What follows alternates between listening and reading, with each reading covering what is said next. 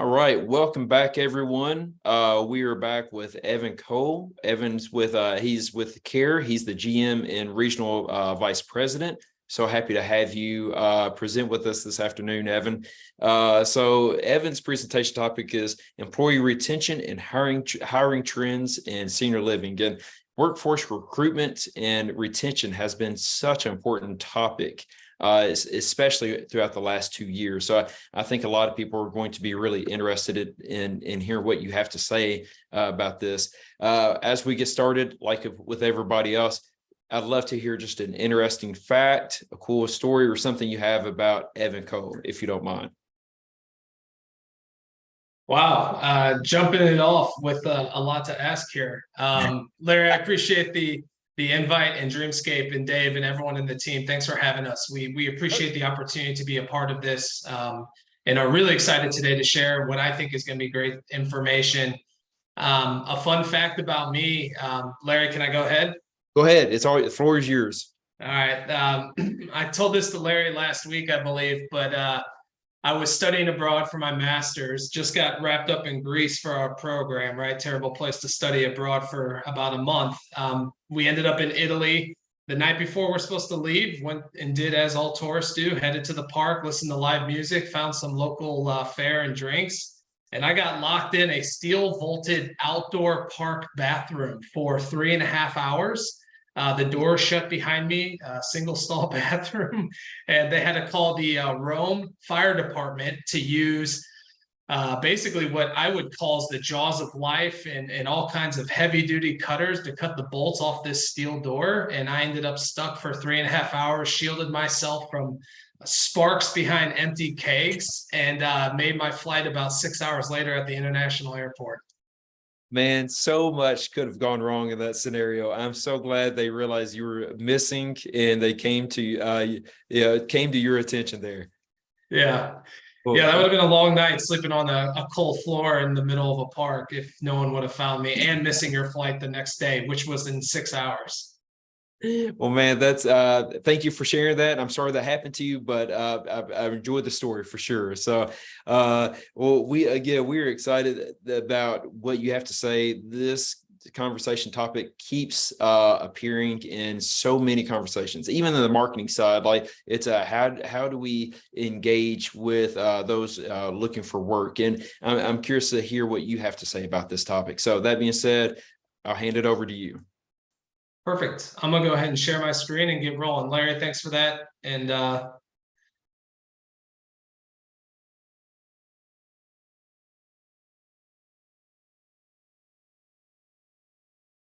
right, guys, sorry about this. Let me flip-flop my screens here. Perfect. All right. Once again, thanks for having us here. My name is Evan Coe. I'm going to talk a little bit about employee retention and, more importantly, kind of the state of the labor union, not only in senior living, but also in the skilled nursing world. I know many of you that listen to this call might be involved in both, and my goal is to kind of just educate you and give you some food for thought moving forward on retention efforts, where are we recruiting, and what does the rest of 2023 look like, and even into the future. Before I begin, let me set the stage of who I am and kind of what I do for the company. My name is Evan Coe. I'm based out of St. Louis, Missouri. I'm a regional vice president, general manager for KARE. That's a fancy way of saying that I oversee the East Coast for the company. So think of Georgia through Maine. I have been working in senior living or post-acute care in some form or fashion since I've been 17 years old. Like many people on this call and have gone through in their own personal lives, you've had parents, grandparents, aunts, uncles, friends' parents go through every level of care.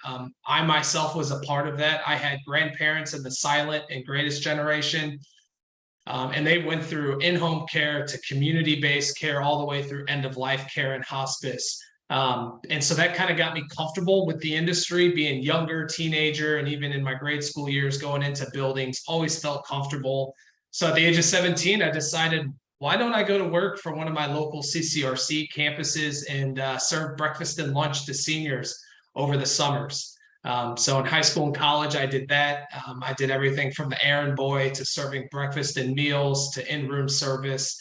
And it just furthered my love and respect for the industry, and quite honestly, how hard people work behind the scenes, which a lot of people don't see.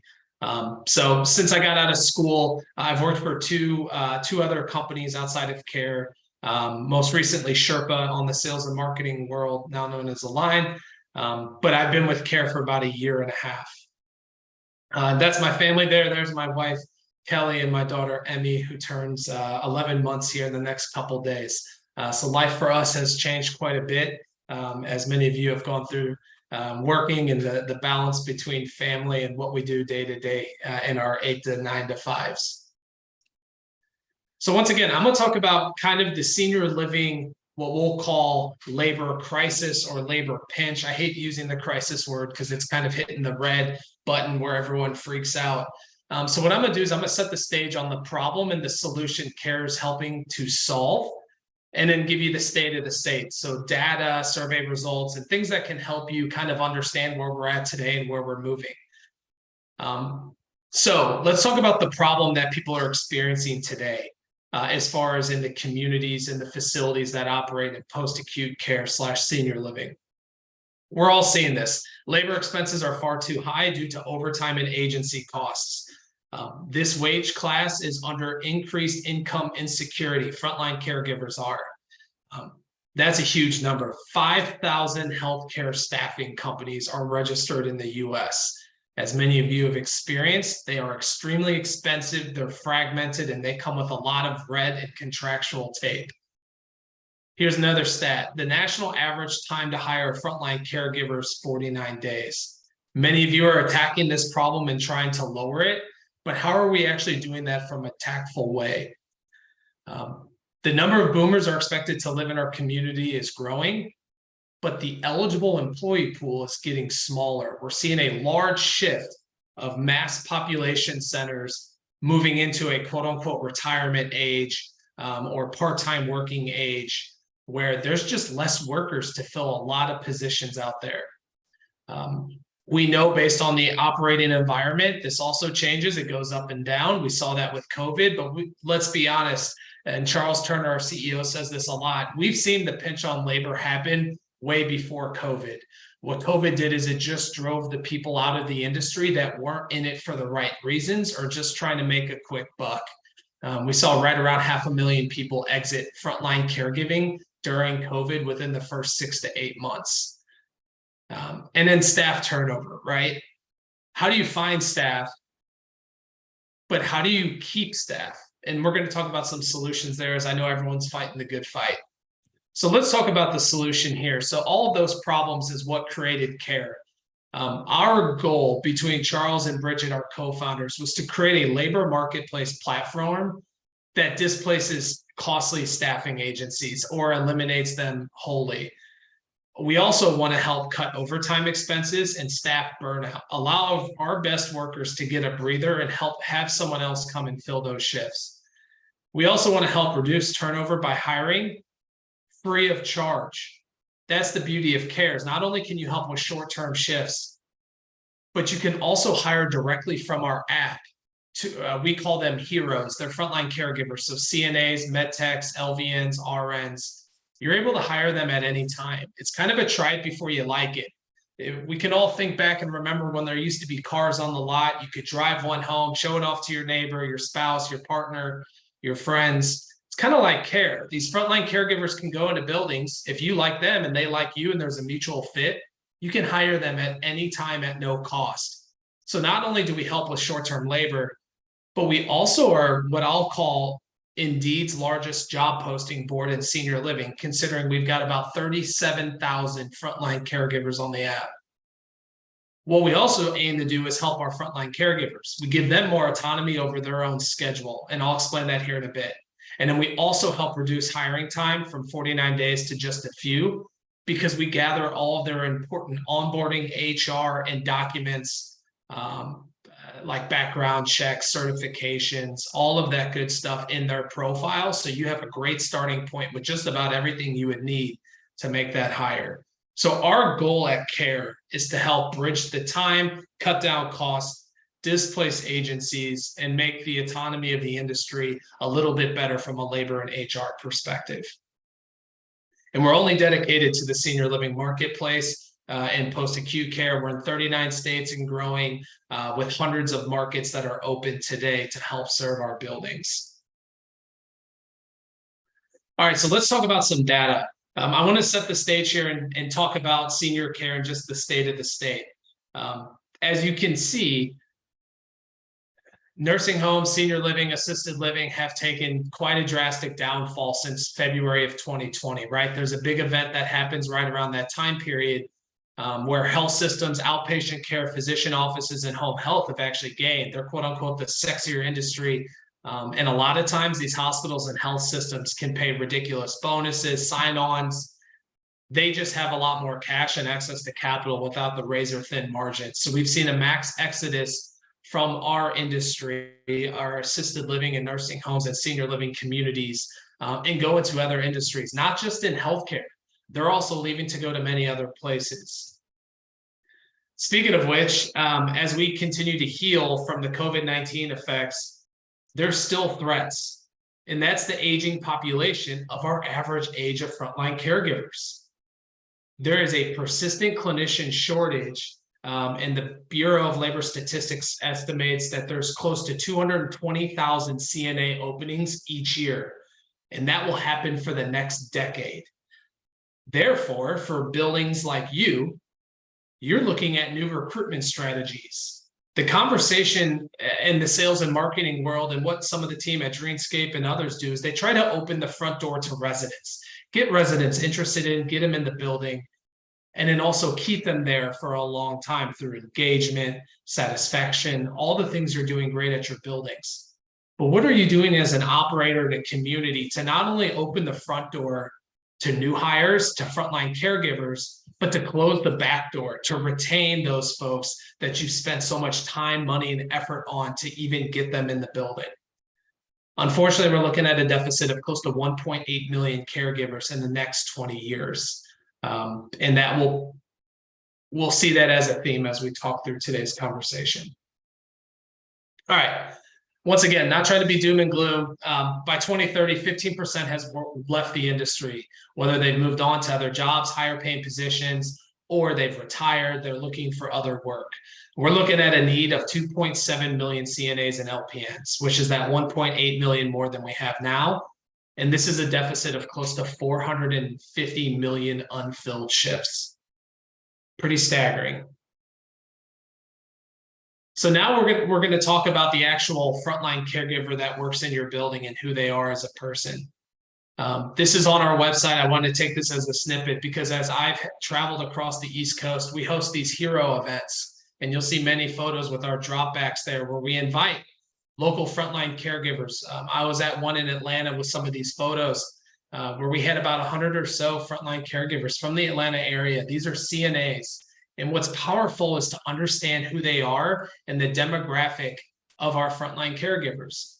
All of us can take a step back and understand and think who they are, whether they've served our community, whether you've had a loved one be in a community or a facility or hospice or something similarly. A lot of times CNAs are the lowest paid. They're the lowest on the totem pole. They're viewed as a commodity. And a lot of these heroes you see in the backdrop live that life. Close to about 70%, they're African American. They're generally single with children that are dependent on them and the money they bring home to support themselves and their family. That's the demographic and what we're looking at, right? There's others that are involved in this, but oftentimes these are people that are looking to make moves in their own life, their professional and their career. And they turn to care to control that. They want to work where they want to work, for how much they want to work, and they want to be treated like an equal member of the team. That's who's a hero that works at KARE. Once again, CNAs, MedTechs, LVNs, and RNs. So now thinking about these frontline caregivers that are giving so much in our buildings, let's try to dive in a little bit more who they are. 70% of those frontline caregivers have a second or third job. A lot of these caregivers are leaving the industry today to work other jobs. So they're picking up shifts, PRN shifts, they're working gig economy, flexible jobs like at Amazon, Uber Eats, Uber, service industry, hospitals, hotels. And what this tells us is they're hungry to earn and work. So our aim at KARE, and what most of the industry is trying to do, is we're trying to keep these frontline caregivers that are picking up second and third jobs to support themselves, their families, and dependents.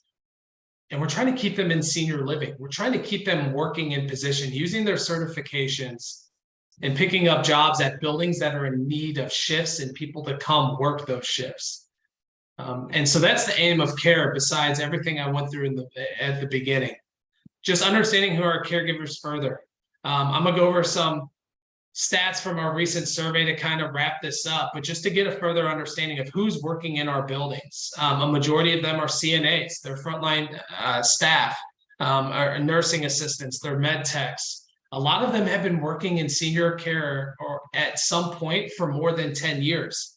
Even more of them have been working 3 to 10 years. 75% of our frontline caregivers have been in the industry for more than 3 years. And a lot of them, as many of you know, they laugh when you say, hey, you know, you're working 40 hours a week, because more than 50% of them work more than 40 hours a week in a building without even talking about a second or third position outside. I went over this before, but the demographics of our caregivers, 50% of them are single, never married, and another quarter are single, divorced, or widowed. And then close to 70% have a dependent. So that just tells you they are working in this industry not only to make ends meet, right, to pay whatever's due at the end of the month, but also to raise their own socioeconomic status. And how do we give that to them? An opportunity to move up, move in, and stay within our buildings. So then we asked them some further questions once we kind of understood the demographic of caregivers. We asked them, what non-traditional benefits could a company could offer me? My favorites would be, you'll see caregiver response in orange, and what the facility thinks the caregivers want in black. And this just kind of goes to that narrative that the results from this study show us that 54% of operators indicate that this benefit would be the caregiver's favorite, whether only 17% would for subsidized childcare. That's where a lot of disconnect comes from. But for caregivers, what's important for them is subsidizing their income through education, whether it's clinical, any degree, and really raising up where they're at in their own lives. Truly investing in who that person is. So maybe they can move into more leadership positions in your building. Maybe they go from a CNA to an LPN, or whatever that next step is based on your state regs and what you offer at your buildings, or a sister campus that has an RN opening for someone that's an LPN school, and you're paying for them to stay within your company and get that next, clinician title. So the benefits that you're offering, what are you investing in them, and what are their opportunities for advancement? And then we asked them, what are the 3 most traditional employee benefits to them? And this makes a lot of sense: insurance, dental, and 401k matching. Then we asked buildings what percentage of employee health premium the company pays. It's kind of funny to see 30% say, I don't know. But I've asked this in a lot of rooms across the country and the East Coast when I've done these talks. And we're seeing a lot more move to that upper percentile, or that upper quarter percentile, 76 and above, where they are paying full health insurance premiums. Because a lot of frontline caregivers, 40% of them, say they can't afford it, which is scary to think of. They're living paycheck to paycheck, and they don't know if they can afford health insurance for themselves and their family, or it's subsidized by the state, national, or some sort of government program. And then here's one of my next favorite slides. We then asked them if they were willing to make $1.50 less per hour, which pay is the #1 thing on a CNA's mind, LPN, RN in a building. But if they were to make $1.50 less per hour, if my employer would cover 100% of my health insurance premium, would they be willing to make that? And over 64%, so almost 2/3 of our respondents to our survey, said they would, which is funny because pay is #1 on their minds, but I think they understand the overwhelming nature of employee-sponsored health benefits and the coverages that come with that. All right, and then I go into culture. Just real quick, wrapping this thing up. caregivers not only care about pay and they care about, frontline benefits, health insurance, but most importantly, caregivers not only leave because of pay and they see $1.50 in another building, but they leave because of disrespect from management. And so we broke that down further. Why I talked about earlier, how do we recruit and retain? Well, the retaining part, this is where number 2 comes into play, because then we ask them, what does respect mean to a frontline caregiver? And so we broke it down into some of these areas. We consistently hear that frontline care staff aren't being listened to ideas and needs, improper staff leading burnout, micromanagement, non-honoring scheduling requests, lack of training and direction. So what are we doing today to combat these? Are we having one-on-one sit downs? Are we understanding the work-life balance and who they are outside of their frontline position in my building? Right? They're taking their bad days with them in the building. It may not be because they're a bad employee. They're just dealing with a lot of things outside of when they walk in your 4 walls. So these are some of the frontline caregiver, I should say, themes that we're hearing from the industry. Just a couple of other quick items that I wanted to touch on before I end my time here is we then ask them, what are some reasons you would leave a full-time job, right? Pay is always number 1. But then this just reemphasizes culture, bad, poor management, teamwork, respect. We hear that come up all the time. And so when we look at this data and we understand where we're at as an industry, and we try so hard to recruit and open our doors for new employees that come in, we also have to understand, how do we shut the door on the back end and keep them from leaving? What are programs and things we have in place and benefits, whether it's cost us monetary, or is it just more of time? Where are we spending on our time day to day, and where are we listening and not listening? So really, I just wanted to kind of follow up with just a couple of quick ideas that I've heard. I've done this conversation over hour and a half for CEUs at different state shows. And a couple of interesting things I've heard is, where are you recruiting, right? So where are we opening our doors to? Erickson Senior Living has turned to Instagram, Spotify, Snapchat, TikTok, Pandora. Huge reach for those frontline caregiver positions. Another building added a millennial recruiter that also not only helps recruit them, but stays with them during their onboarding and training. Someone that may be closer to their age, understands what they're going through inside the building and outside the building.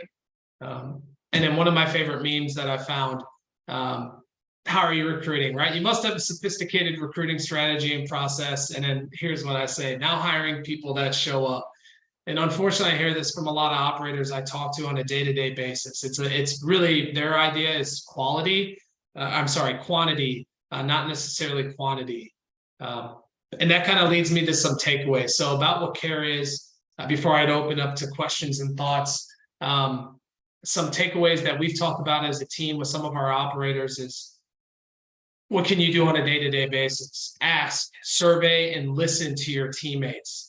Who owns it, or who hears it owns it. Speed to hire. We talk about speed to lead all the time, via text message, email, whatever quick follow-up it is. But how quickly are you getting to new hires? Sending them a text to schedule a time to come in and see you in person. Good pay, good benefits, respect, flexibility. And one of Charles's favorite is fire your worst employees. Don't let bad behavior and bad employees kind of poison the well for others, because as we all know, it just creates more problems down the road, even though we're in a dire hiring situation today. All right. That was quick, Larry. That was great. Yeah, I laughed out loud when I saw that slide that said now hiring people who show up. And so I love how you ended with that. So well done on that front. Quick question for you, Evan. Do you find that communities are afraid to fire their worst employees, like just because of the fear of not being able to replace them? And just by, having the right process, they can engage their right heroes to really lift everyone up instead of having to deal with some bad behaviors? Yeah, I think we're turning a page with that. And I think that also is highly dependent on the manager and the people in charge of the building. I think more seasoned buildings are less likely to put up with bad employees. It also depends on what's their staff to patient ratios, right? What's their care to patient ratios? Because in some states, you're going to get tagged if you don't have sufficient enough numbers. When I say tagged, you'll get fined by the state, survey whoever walks in. So I think it's highly dependent, but the quicker you can do that and identify the problems, the better off we're going to be. And I think that's in everyone's day-to-day life, whether that's you running your business, me running my business at KARE. I think a lot of people have seen and recognized that it just causes more problems down the road. Sure, absolutely. Do you find that KARE is really a bridge for these heroes between, the heroes and the communities they serve, in terms of like, you see the disparity in the numbers, and at times I'm sure KARE is able to go in and say, look, you think this, but this is what would really be impactful to this group. Yeah. I think that's a really good way of saying it is, I explain this as to my friends I know nothing of what I do, which is a lot of them. I explain KARE as we are a perfect formula of Uber meets Tinder meets Indeed. We are literally a matchmaking platform, right? We're not matchmaking, myself and my wife, which Sure. we met on a platform, but we're matching frontline caregivers in buildings where they're in whole control of this process, to where we are doing recruiting. And this is the gig economy, which we have seen people that are 30, 35 and younger, they are more apt to jump on these platforms like Uber, like KARE. TaskRabbit is another popular one to build your IKEA furniture. They're looking for extra work and extra income. So we feel like this was the perfect solution that Charles created right at the right time when the industry kind of needed it the most. That's interesting. And what I think is really, really interesting is it kind of goes through today's, all of these sessions, which is leveraging technology to have a greater impact. And so the technology is just managing a lot of the information and connecting. But it's the KARE events where it seems like you have such an impact on people. And I can only imagine it's almost like charging batteries of these, the heroes who are frontline workers, and having such an impact on these communities on a day-to-day basis. So kudos to the KARE team for taking that extra step to making those connections. Yeah, it charges my battery too. Just hearing the stories of these frontline caregivers, that the ones that made it through that mass exodus at the front of COVID, these caregivers are generally in it for the right reasons. That they practice empathy in their day-to-day. They are literally caring for loved ones, our loved ones that are in a aging, frail, in a really, they're kind of out there on their own. And so this is a very hard job that is extremely underpaid and undervalued. So it does take the right person, and the ones that have stuck around, they're the ones that are doing a lot of hard work, and they're doing it for the right reasons. Sure. And probably at times picking up hours of those who decided that it wasn't the right line of work for them. So correct. Big thanks to them. And again, I'm glad your team's in on this. So to continue to bring the right people into the mix for these communities. Absolutely. Thank you, Evan. Dave, having anything else you wanted to add? No, I think I'm always looking from the marketing guy's perspective. So, Evan, is there any way that, you talked about like the person who sees it, says it, owns it, any way that, and obviously KARE stands alone as a solution, but talk about engaging marketing teams, engaging HR teams. Is there any either general or specific advice there on how, my team, the HR team, marketing team can get involved with improving that staffing, improving the messaging, what have you? Yeah, that's a great question. I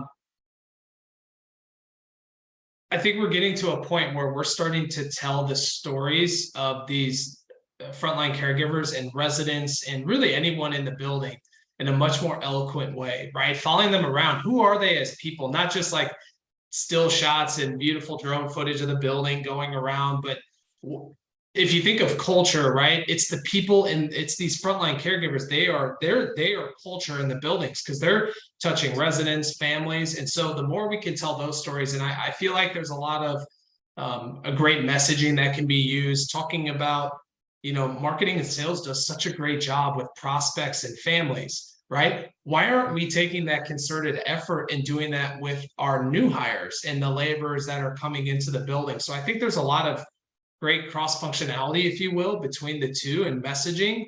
and really telling the true story of the building and the people that make it go. Absolutely. And I'm even thinking about, is there even the opportunity for like care data to inform marketing, for example? Like we need to be reaching out to these people, this place at this time. So maybe there's some, maybe not, but maybe in the future, there's some crossover possibility there with literal data 100%. that drives your HR, drives your marketing. So just a thought. Yeah. The more pointed we can be, the better, right? We do that with zip codes. Let's go after these zip codes that can afford this, let's say a buy-in community versus a rental, right? Where are our frontline caregivers coming from? Where can we advertise to get in front of them more efficiently and effectively on a day-to-day basis? Absolutely. Yep. Well, today began with stories and how important those stories are to tell. And it's fun to wrap up the day by how important it is to really tell the stories of, the frontline workers and the heroes. So again, that you have the technology platforms that assist in this, but you got to tell a story first and foremost. So thanks again to Evan for being with us and adding that presentation. So that's it for today. Please join us tomorrow. Starts at 11 o'clock Eastern, 10 o'clock Central. We have 6 more presentations. I'm one of those, so I'm really excited about that. And we look forward to seeing everybody tomorrow. Any other parting words, Dave? No, that's good. I just think we have, again, another good mix tomorrow. You're looking at sales, consulting, marketing, CRM, some move-in, removing some move-in barriers. So I think we've got another good mix tomorrow. I think today was great and tomorrow is going to be more of the same. So we'll see you tomorrow morning. That sounds good. All right. Thanks, everybody. Have a good afternoon.